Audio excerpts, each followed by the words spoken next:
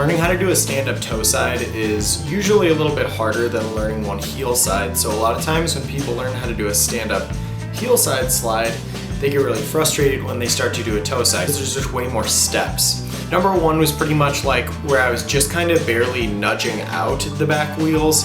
My feet were pretty much perpendicular to the board, and like I said, I was just kind of nudging the back wheels out. The front wheels were sliding pretty much not at all. Almost all the slide came from the back wheels, and usually this resulted in like a 1 to 2 foot slide. They also feel really sketchy at speed. You're basically on the verge of high siding the whole time. Number two is the 180.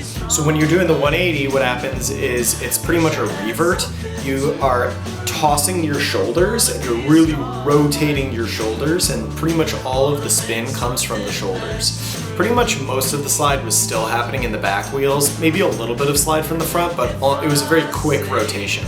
Number three is when you start to hold out a 180, your feet are still pretty much perpendicular to the board, and you're doing the same thing that you were doing with the revert. Number two, it's instead of kind of punching out the back wheels and really nudging it, you're just kind of leaning into it, and eventually how much you lean works against the wheels and you just start to hold a slide out. It should be noted that these are pretty dangerous. A lot of times when you see somebody high siding doing a stand-up 180, it's usually when they're doing this because they are facing away from where they're going. So when they high side, it's very hard to catch yourself, and that's when you see people smacking their heads. Number four is where a lot of people end up wanting to get to. They start doing a stand-up check. They're not wrapping it around 180 degrees, they're staying at, under 90 degrees when they are actually rotating. When you start doing a check, your foot position starts to matter quite a bit. You're really gonna wanna angle the front foot to like 45 degrees or around that.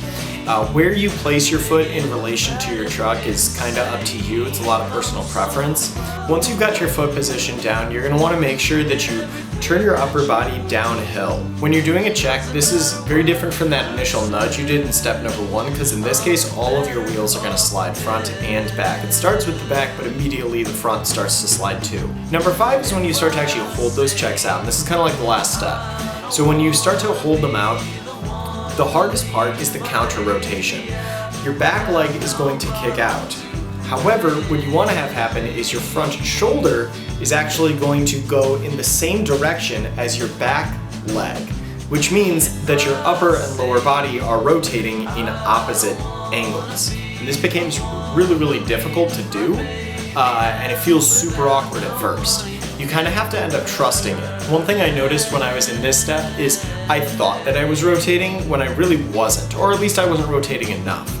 One thing to really think about is taking that front arm and really punching it forward, or almost punching it more, rotating it more than you think you need to. Because probably what's actually happening is you're not really actually rotating that much, you just think you are because you're probably afraid, which is what I was doing. Overall, think about all these 5 different steps and try and figure out where you are currently at. Maybe you're not even at the nudge at the beginning, so maybe that's where you want to go to. So you want to think about what it was in each step that you're not currently doing. At least unless you're already done with all of these steps, then yeah. You can always film yourself. If you have the ability to do so, then you can usually see a lot of the form issues that you might be having.